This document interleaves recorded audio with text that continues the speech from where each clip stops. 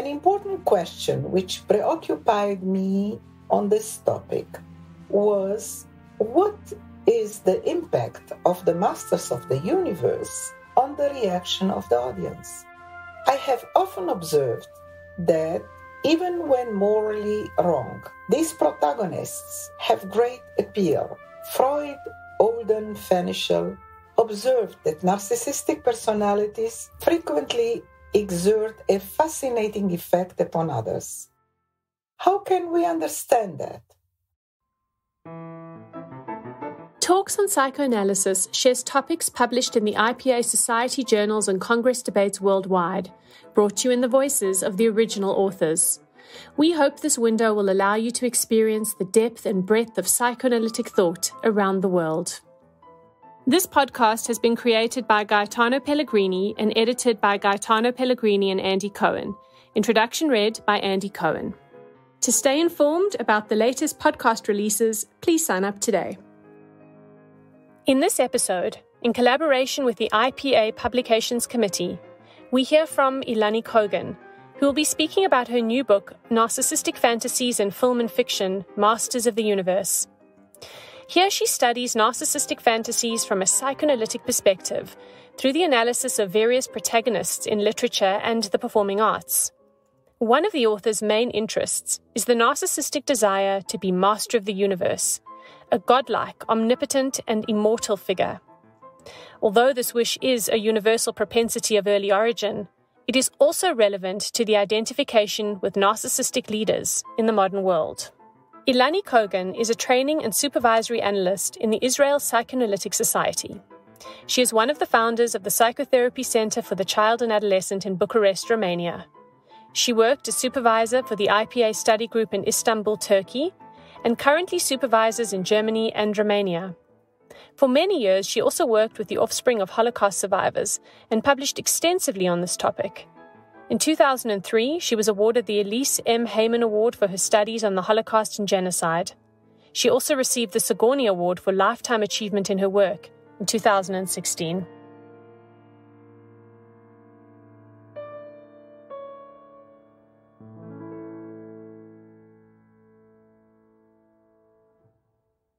Some reflections on my book called Narcissistic Fantasies in Film and Fiction, subtitled Masters of the Universe. I want to thank you for inviting me to the IPA Talks on Psychoanalysis to present my book Narcissistic Fantasies in Film and Fiction. I will start from what made me write this book. During the last 10 years, I developed an area of interest which includes the attempt to understand creativity through the psychoanalytic prism. This book has grown from my belief that the psychoanalytic exploration of literature and performances leads to a richer and fuller understanding of each individual's internal reality.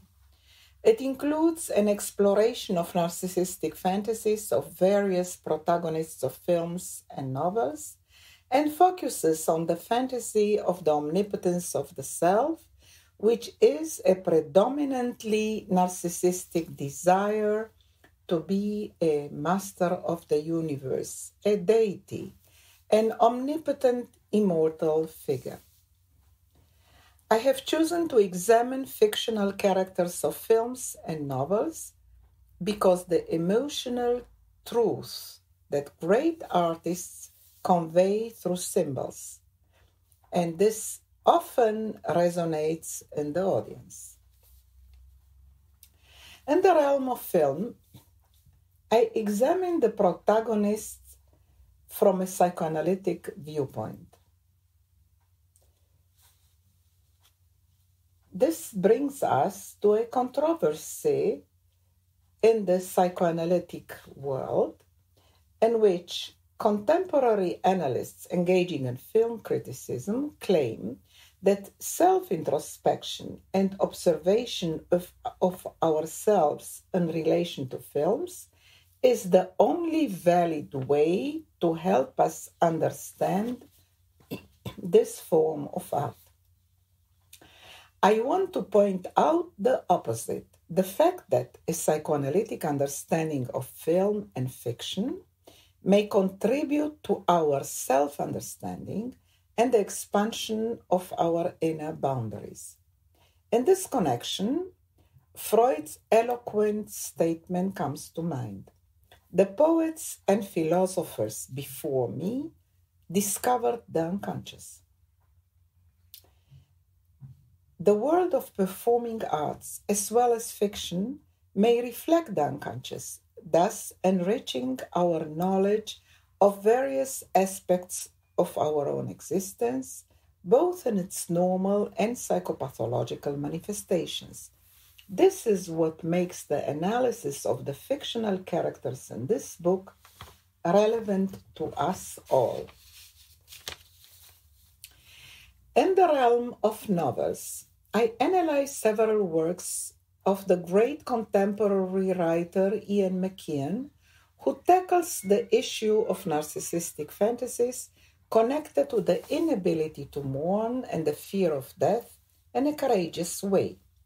By getting to know his protagonists and understanding them, we may indeed become aware of our own fears and limitations and our attempts to deny their existence. McKean gives us the opportunity to be in touch with human frailties, which, alas, reside in us all. I would like to ask here the question, what is unique about this book? In my view, the book is unique in that it focuses on the narcissistic fantasy of the omnipotence of the self. This fantasy is a predominantly narcissistic desire to be a master of the universe, a godlike, omnipotent, immortal figure. In the book, psychoanalysis and art interact in exploring the individual's refusal to give up grandiose fantasies about the self, or his inability to modulate and integrate them within his personality, which are at the origin of his wish to transcend the human condition.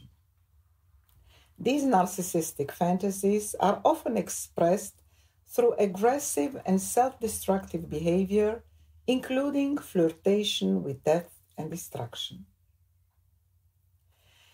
The psychoanalytic literature has dealt at large with the origin of the narcissistic wish. I will say here briefly only that, in principle, an individual with a narcissistic deficit tries to compensate for it by exhibiting a distorted version of what he feels he is lacking, in order to realize his narcissistic wish to be an omnipotent deity. This wish may stem from the commonplace difficulty of integrating the narcissistic blow of the loss of one's omnipotence that occurs throughout the stages in which the individual develops a sense of reality. An important question which preoccupied me on this topic was, what is the impact of the masters of the universe on the reaction of the audience? I have often observed that even when morally wrong, these protagonists have great appeal. Freud, Olden, Fenichel observed that narcissistic personalities frequently exert a fascinating effect upon others. How can we understand that? Greenberger provided an explanation for this. He claimed that the traces of a primary narcissistic fantasy may explain the romantic halo and charismatic appeal that surrounds lawbreakers and great criminals. as they become subjects of our projected narcissism. This drive for mastery, typical of lawbreakers, is in the service of cosmic narcissism, which includes omnipotence and the denial of death. Bash states that the acknowledgement of human limitations and the forging of a realistic notion of the self seems to be inevitably linked to the essence of being human, a process which includes the knowledge of separation, castration, and death. I now want to tackle 3 important issues. The first is, what do Spike Jonze, Martin Scorsese, Vince Gilligan, Craig Gillespie, Richard Wagner, Ian McKeon, and Chekhov have in common?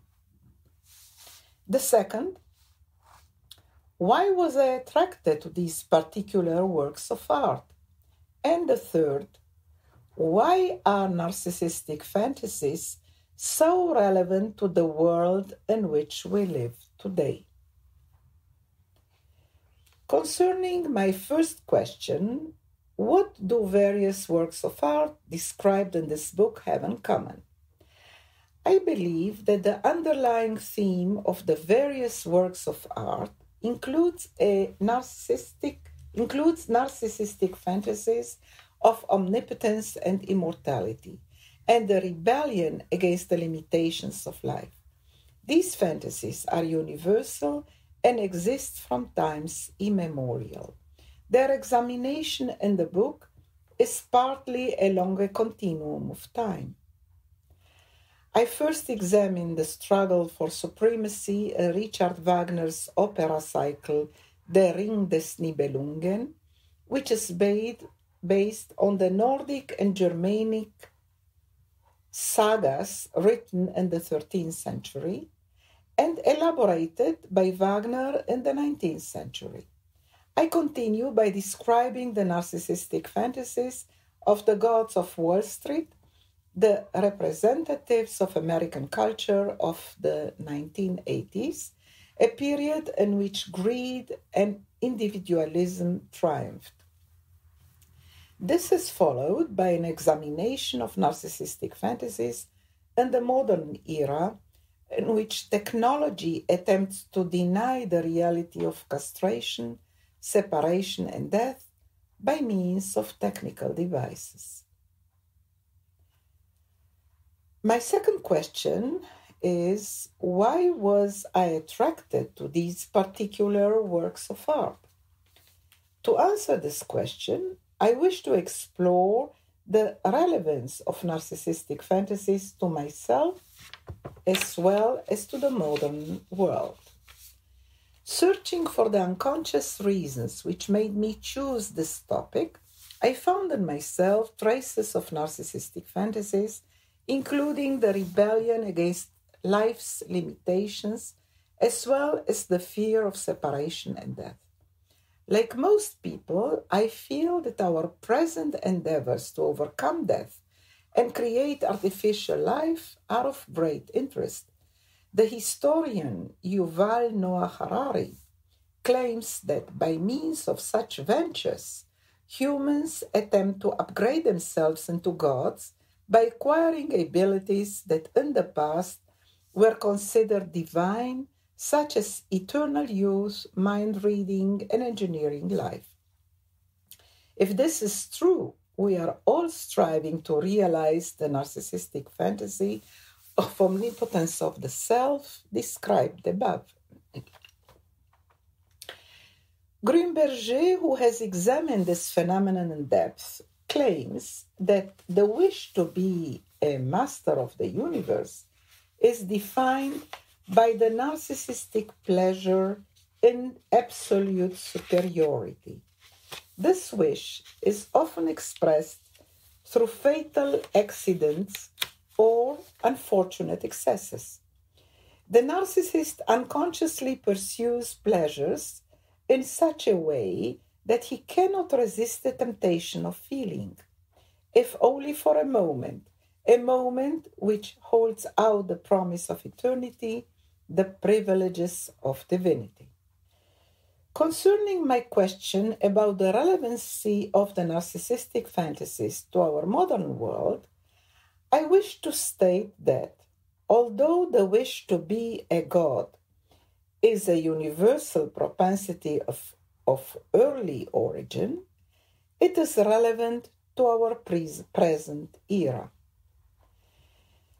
The leaders of our brave new world are individuals who strive for omnipotence and want to be considered divine, no less than the insane emperors of ancient Rome described by Robert Graves. How can we understand the fact that narcissistic leaders, like the fictional protagonists described in this book, have a great appeal for a majority of people in spite of their selfishness and cruelty? The answer is that they seem to be above the petty rules that constrain the rest of us ordinary mortals. Identifying with these leaders who place themselves above the law may give us the illusion of omnipotence and immortality, which corresponds to a primary narcissistic fantasy, the traces of which exist in various degrees in all of us. In my view, the diverse illustrations in the book show the connection between narcissistic fantasies of omnipotence, aggression, and destructivity.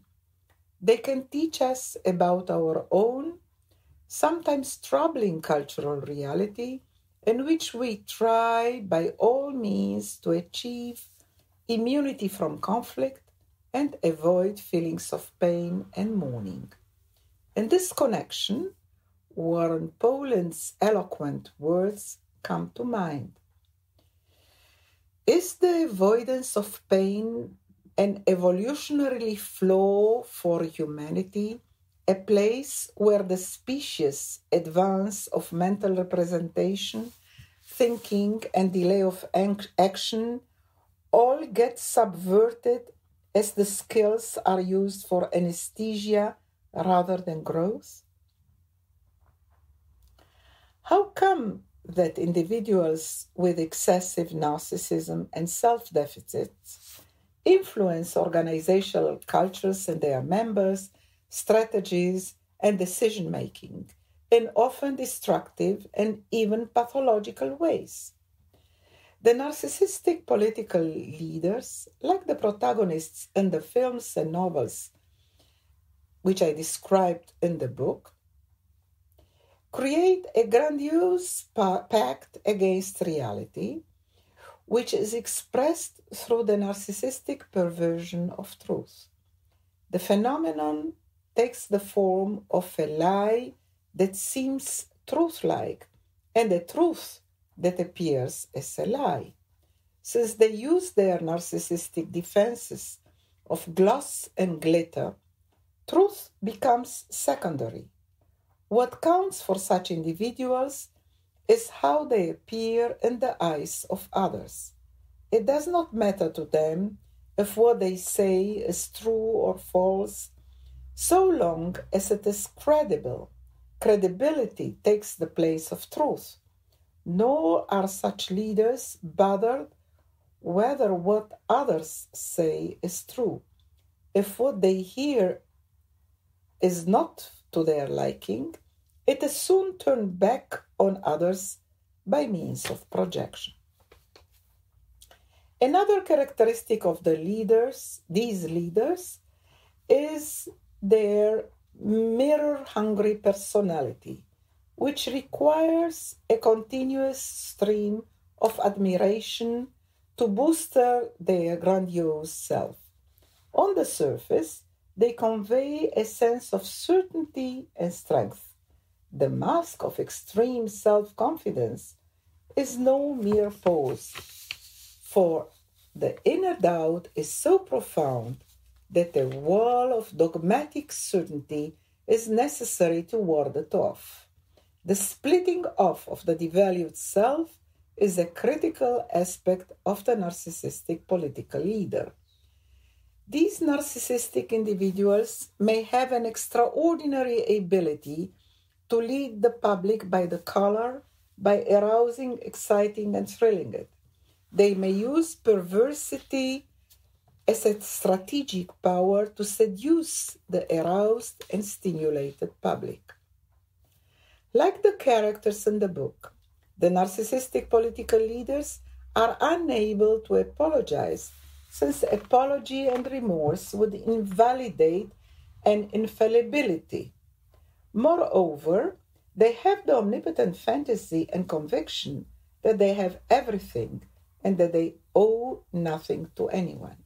This is because it is vital to them to eliminate any feeling of dependence, which would in their eyes be equivalent to an admission of impotence and incapacity. Hence the profound stamp of inauthenticity which characterizes these masters of the universe. Some of the political leaders of our modern world are interested mainly in social reality, and in this respect they may be amazingly expert. Like the characters in the book, who are skilled in the exploitation of the weaknesses and qualities of others, they attempt to realize their omnipotent fantasies by means of action, mastery, and manipulation. Like them, they are concerned only with ends while disregarding means. In summary, the world of politics is often reminiscent of narcissistic perversion. The scorn for truth is typical of politicians and has a close relationship to mythomania and imposture.